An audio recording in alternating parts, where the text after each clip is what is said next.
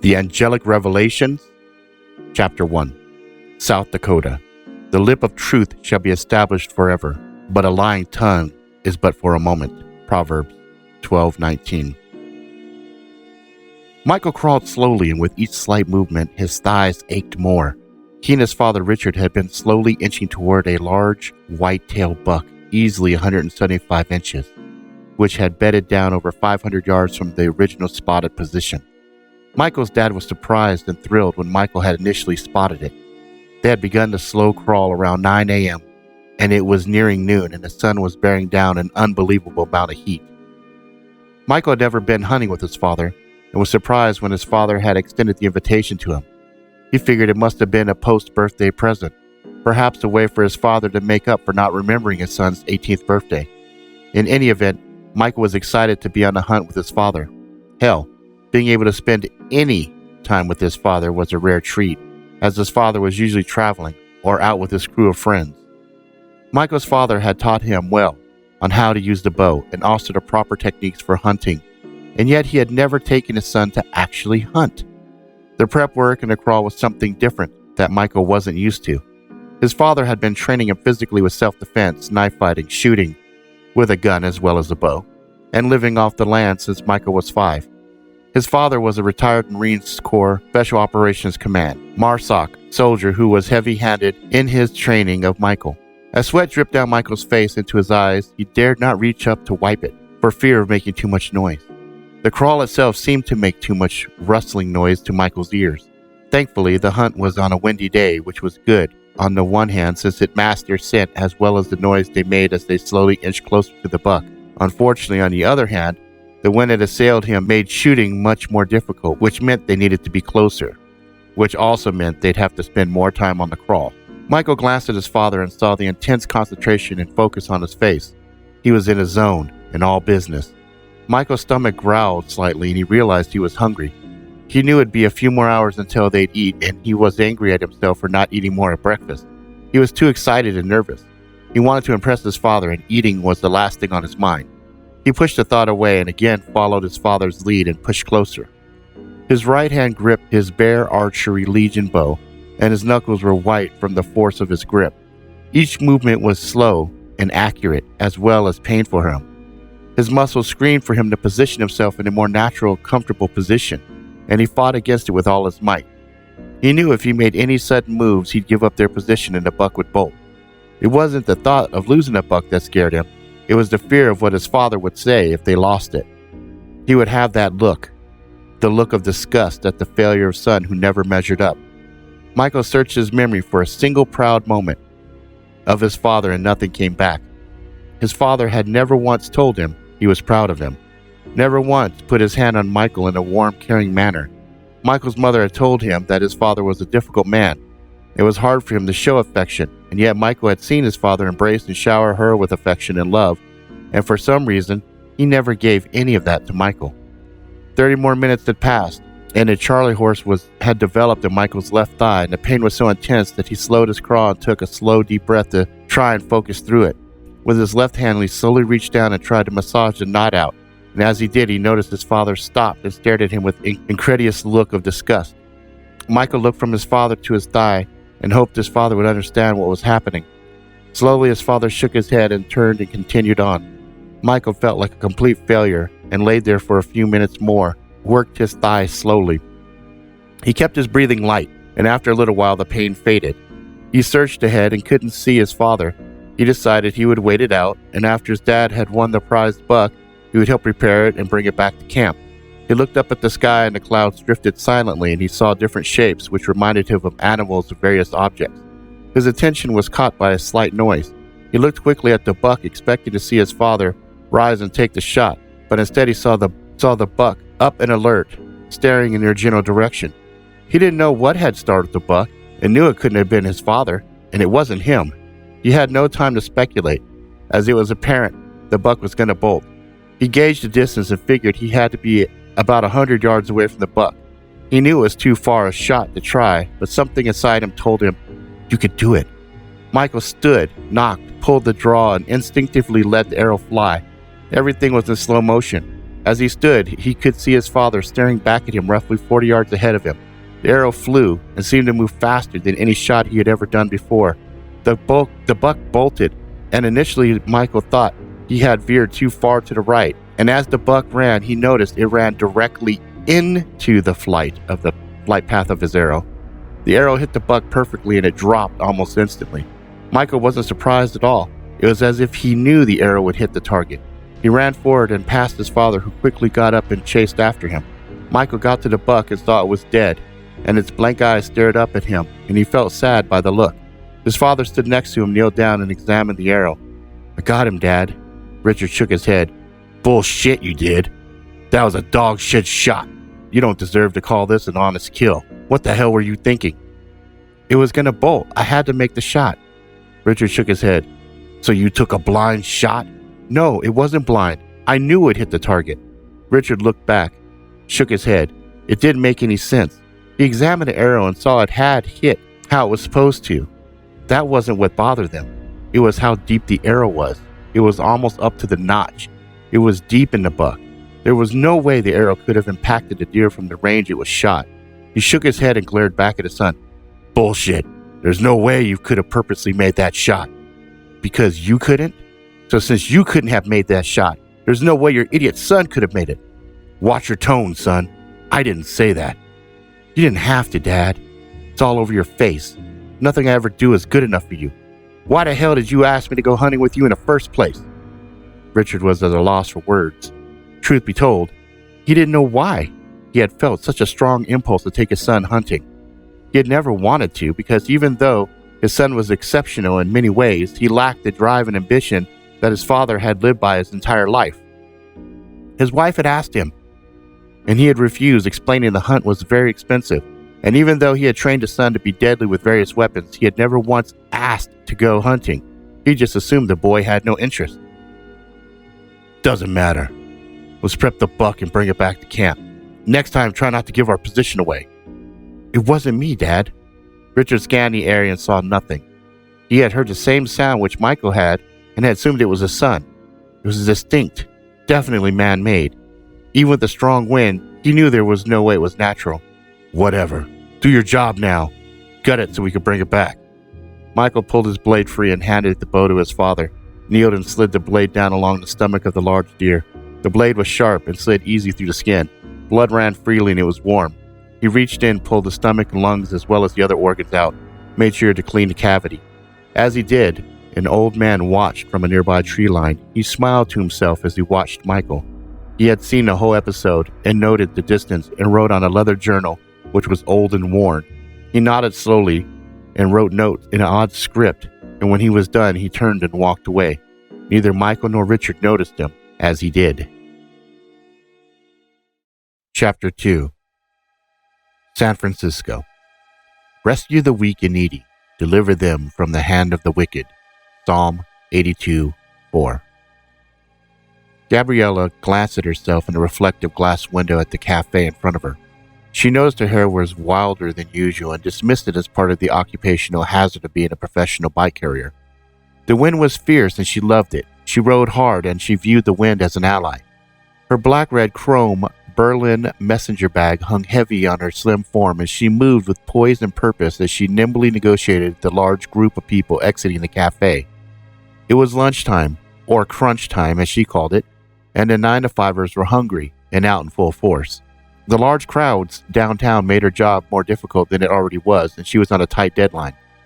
Her employer was expensive, but they guaranteed packages from point A to point B within a certain time, and she was by far one of the best employees, and she made it her mission to never be late. The package she was in a hurry to deliver should not have been accepted, as it allowed very little in the timing margin. She was told if she made it on time, there was a bonus in store. She pushed through the crowd of people who were almost all at least a foot taller than she. Standing at 4'11", she was small. Her focus was evident though, and what she couldn't push through, she navigated around with speed and accuracy which bordered on a natural. As she worked her way through the crowd, she found a nice opening, and a short elderly man who stared at her with piercing eyes was the only obstacle she saw. She paused for a moment as she studied him. There was something about him that struck her as familiar. Perhaps she had seen him before. He was definitely distinct enough for her to recall.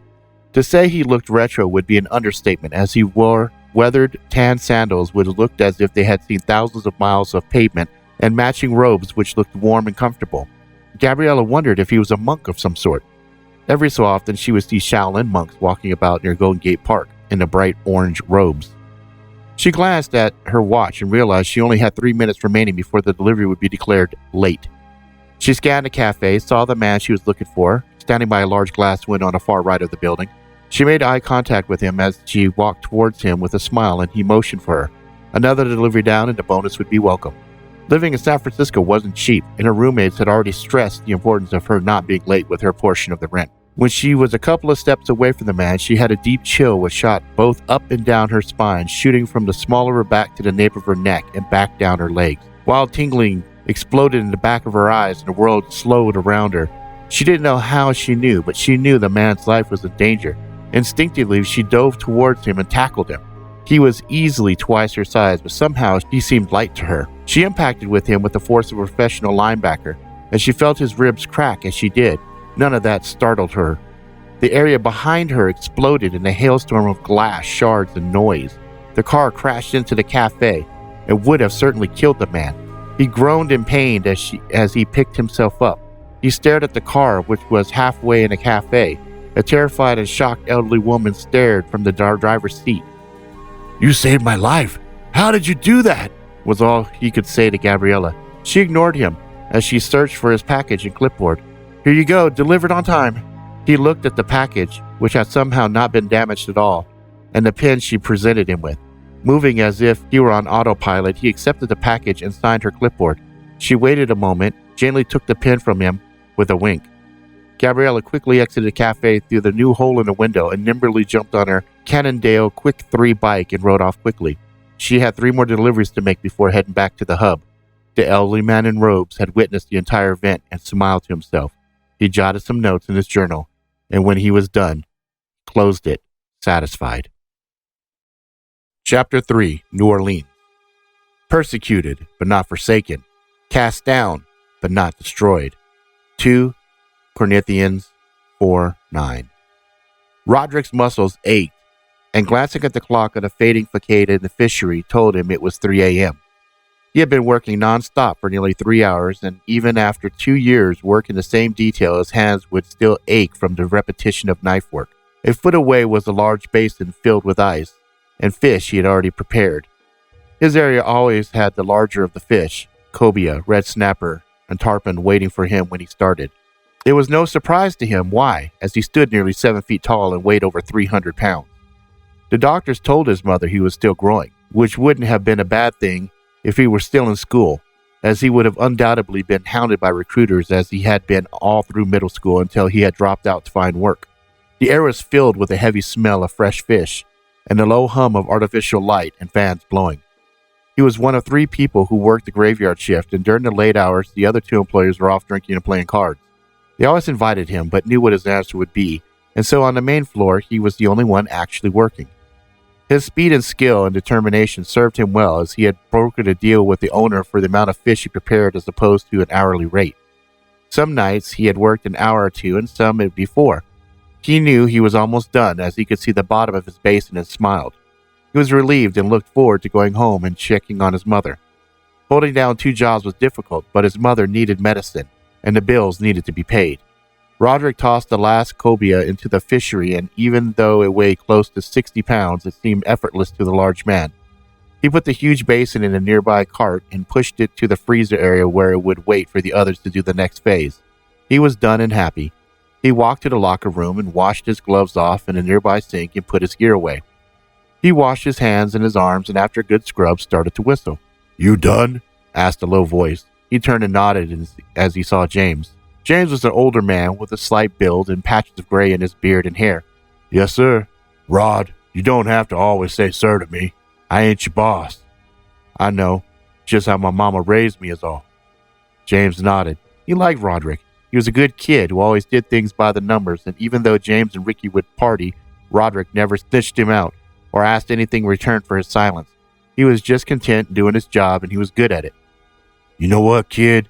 It's cool. So everything's squared away?" Yes, sir. You heading home now? Roderick nodded and began heading to the exit. Well, you make sure you tell your mama I said hello. I hope she's feeling better. You guys okay over there? Yes, we're doing okay. Thank you for asking. I left you something up on the front checkout desk. I already cleared it with the boss lady. Something? James reached up and patted Roderick on the shoulders. Yep. Thank you for all the hard work you do. Roderick could smell the whiskey on the smaller man's breath and reminded him of his father. Thank you. No problem. You know how to cook, right? Yes, sir. Well, just in case, I wrote some directions on it. Follow them. It'll be a meal fit for a king. Roderick saw the package and realized it was a large fish wrapped up nice and tight in white paper wrapping. He picked it up and grinned. He knew his mother was going to be happy.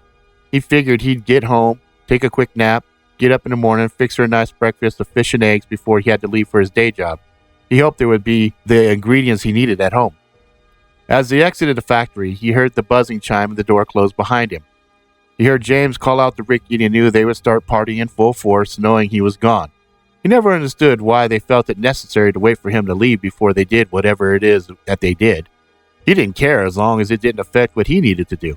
Roderick's house was roughly a 40-minute walk, and he glanced at the sky, and there was no stars out and a slight breeze. He could feel the slight drizzle of rain. Even the rain couldn't put a damper on his spirits. Even though things were tight, he was making ends meet, and he was content. He started walking, and the stench of the whiskey had already planted a seed. And with nothing to occupy his mind, he thought of his father and the last time he had seen him. His father was named Theo. He was a heavy drinker. Theo wasn't abusive or anything. He was a happy drunk and was the life of the party. The party came to an abrupt halt when the news of cancer came calling on a Tuesday night. No amount of drinking could bring the cheer back for Theo, and one day when Roderick came home from school, he saw that Theo was gone. No note, nothing. He was simply gone. Roderick's mother, Janice, was still strong then, and she had a sweet smile on her face. He remembered distinctly what she said when he asked where his father went. She smiled and with a single tear hugged him and said, "Your daddy can't survive not being happy and can't stand the thought of seeing me die slowly, so he left. We'll just have to pray for him." 2 years had passed since he left, and without a thought, Roderick had left school and started working to help pay the bills. Janice had worked, and when people found out about her condition, she was suddenly part of the work reduction program. The cancer progressed quickly, and with no coverage, the treatment program was too expensive. Roderick's eyes teared up a bit as he continued to walk, his footsteps splishing and splashing as he did. "Son, you know my time is short, and soon I'll be with the Lord in heaven. I need you to promise me something." "What, Mama?" "When I'm gone, I want you to go back to school and get some college. You could be anything you want. I know you sacrificed for me to help me and keep me, but when I'm gone, which shouldn't be too long now, I want you to go back. Can you do that?" He nodded. "Yes, I promise." The medicine they were getting was mostly to treat pain, and Janice had come to terms with dying, and she had her good days and bad days. He silently hoped that the morning would be a good day so she could enjoy the fish. Roderick's thoughts were interrupted by the sound of a car slowly rolling up behind him. A spotlight temporarily blinded him as he had turned to see who it was. His heart pounded in his chest, and his first instinct was to run, but another instinct was there as well to confront whoever it was. "Hold it right there." He stood his ground, squinted to see who it was. Two shapes slowly approached him. In the hands of one, he saw a gun-like object which he recognized as a taser. "I'm not moving." "What you doing walking around so late?" asked a stocky officer who had his hands on his hips. "I'm walking home, sir. I just got off of work. I work at the fish market on 3rd. He held up the fish and pointed at the apron he was still wearing, which had stains and a strong smell of fish on it. "Yeah, right," said the officer who had the taser aimed at him. A small red dot was trained on Roderick's chest. "I'm serious, officer. You got some ID on you?" "Yes, sir. In my back pocket is my wallet. I have a library card and an old school ID." "You don't have a driver's license or a state ID?" "No, sir. We don't have a car and I never got taught how to drive. I usually walk or ride the bus to where I need to go." The stocky officer approached Roderick and his badge told him his name was Officer ᶠᶸᵏ. In the adjacent alleyway, a small man watched with interest and had a small ancient journal out. The wind played with his robes slightly. "Get your wallet out for me," ordered ᶠᶸᵏ. Roderick did as he was instructed and handed the wallet to the angry police officer. ᶠᶸᵏ examined the wallet, saw there was a $20 bill and a few singles which he took and pocketed. Officer, that's my money." "What'd you say to me, boy?" Suddenly Malmet was filled with a rage he couldn't explain. Roderick put his hands up and shook his head slowly, suddenly afraid of the rage within the officer's eyes. "Nothing, sir. You go ahead and take what you want. I don't want any problems." "Hey, Williams, what was that 64G we got earlier?" "Yeah, he does kind of match that guy's description." Malmet reached down to grab his handcuffs. "I'm going to need you to turn your big ass around and put your hands behind your back." "Why? I didn't do anything. I'm just going home." Malmet dropped the wallet to the ground and sneered. "You know damn well what you did. You robbed that lady, broke her collarbone, pistol whipped her." "What? I don't have a gun. I didn't rob anybody. Why are you doing this?" "You matched the description she gave." "I doubt that." "What's that, boy?" "I said I doubt there's many people matching my description, sir." Malmet grabbed Roderick by his wrist and attempted to spin him to armbar, which would have worked if he was strong enough. The only thing that happened was the fish had fallen in the struggle and fell to the ground, his package ripped open. Rage swelled up in Roderick, and he stared at the amazed officer. Malmet took a step back and pulled his taser as well. "Get down on the ground. Put your hands behind your back. I will not tell you again." "I didn't do anything. Why are you doing this to me?" Malmet looked at William and nodded. Both squeezed the trigger and barbs flew from the taser and penetrated into Roderick's chest. He felt the sharp pain and braced for the surge of electricity to flow into his body. But what happened next astonished and surprised him. The air was filled with the distinct sound of the tasers being deployed, and suddenly he saw bolts of electricity flying from the puncture spots to the officers. The bolts enveloped them, and as they screamed in pain, the barbs and the wires connected to them simply disintegrated into dust. Both officers suddenly stopped screaming, and Roderick stood there, not knowing what to do. He slowly reached down and picked up the fish, which had also been hit by a stray bolt, and it looked somewhat cooked. He wrapped it back up and looked around dazed. He stared in the direction of the monk, who was nodding and jotting notes in his journal, and for just the slightest of moments Roderick thought he saw something. A moment later all he saw was the brick walls which lined the alley. Roderick was scared, and looking down at the still forms of the officers knew they were dead. His mind was reeling. What was he going to do? What had happened? He started running, and with each step fear filled him more. Somehow he knew he was responsible for their death. When he was gone, the monk approached the officers on the ground and snapped his fingers, and the bodies began to break down, and after a few seconds the wind carried away the rest of the dust. He condemned the cities of Sodom and Gomorrah by burning them to ashes, and made them an example of what was going to happen to the ungodly. He glanced at the car, which he knew had recorded everything, and when he examined it closer he smiled. The electrical bolts had destroyed the computer, and there was nothing there to link Roderick to the missing officers. The monk picked up Roderick's wallet and then returned to the alley and vanished. Chapter 4. Miami. And the holy angel of God, Raphael, was sent to heal them both. Chapter 3. The prayers of Tobias and of Sarah. The crowd was moving almost as a singular living mass, jumping and swaying to the beat. He was creating the energy and they were feeding off of it. He instinctively knew what song to play, and each choice whipped the crowd into a deeper frenzy, and their energy in return hyped him more. The club was packed, and the lights strobed around him in bright neon. Behind him flashed DJ Archangel.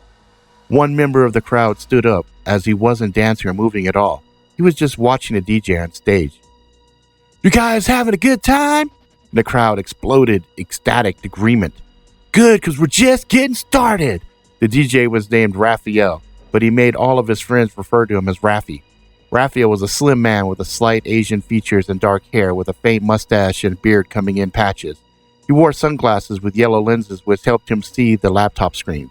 He blended the songs, and on a large video screen behind him, the music video equivalent of the song he was mixing merged smoothly, and he added just the right amount of video effects to add to the ambience. "Make some noise! It's my birthday today! We're gonna rock this roof off this bitch!" A slightly larger man stood behind him and watched the DJ work his magic.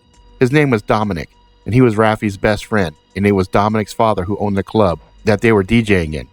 They had been friends since they were little kids, and Dominic considered Raffy as more of a brother than a friend. Dominic was older by a couple of years and acted like an older brother. Raphael was introduced to mixing by Dominic, and since Raphael's parents were rarely home, he spent a majority of his free time with Dominic's family. Raphael's mom was a nurse, and she worked as many shifts as she could, and his father was a customer support specialist who held down 2 different jobs. Raphael couldn't understand why they felt the need to work as much as they did. His family had a comfortable life, and he had happy memories of lots of family parties and never really being denied anything he wanted within reason.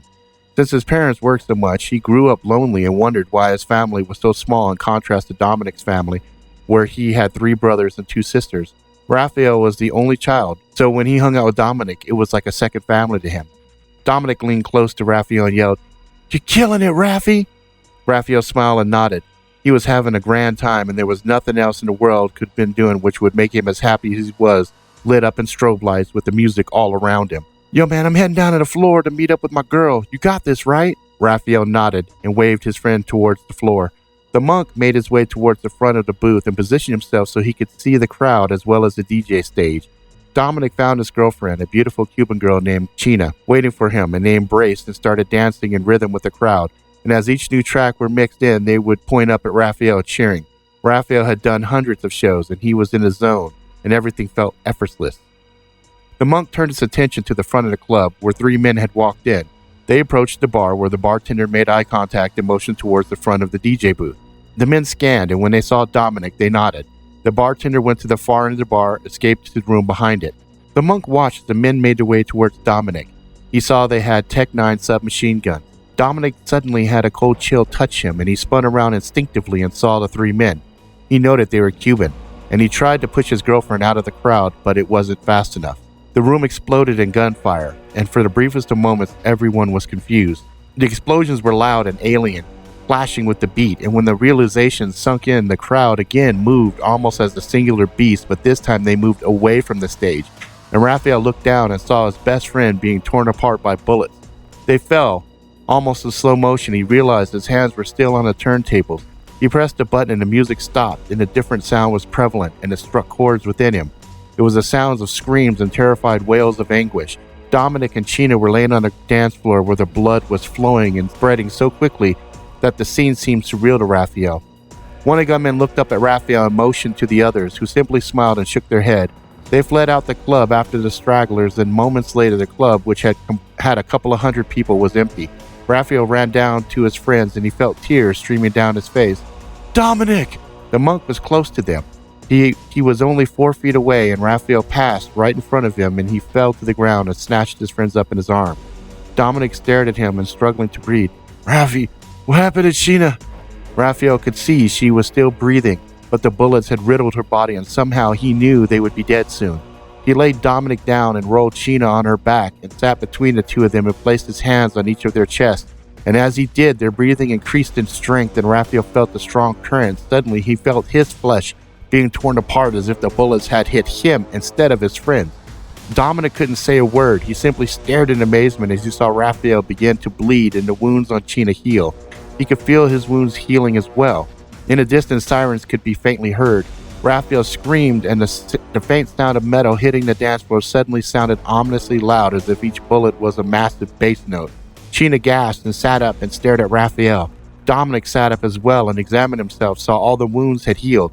Everywhere he had been shot, Raphael had a related bloodstain on his clothing. Sheena hugged Raphael, and Dominic followed her example, and Raphael just stared at his hands. "What the hell just happened, Raffy?" "You got shot. Both of you." "I know that. How did you heal us?" "I don't know." The sirens grew louder. "Dude, are you like an alien or something?" Raphael shook his head. "No, I'm pretty sure I'm not. I don't know what happened. I don't know how I did it."